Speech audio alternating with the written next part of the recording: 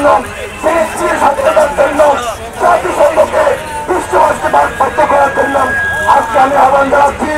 আজকে বাংলাদেশ ইসলামী ফ্রন্ট হামলা হয় তখন কেন জাতিসংঘ কোনো পদক্ষেপ দেখা যায় না?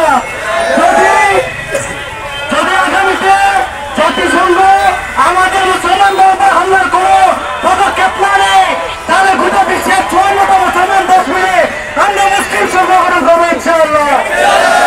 এই পর্যায়ে বক্তব্য রাখবেন বাংলাদেশ ফ্রন্ট কেন্দ্রীয় পরিষদের সম্মানিত প্রকাশনা সম্পাদক সৈয়দ মোহাম্মদ আবু আজম ভাই।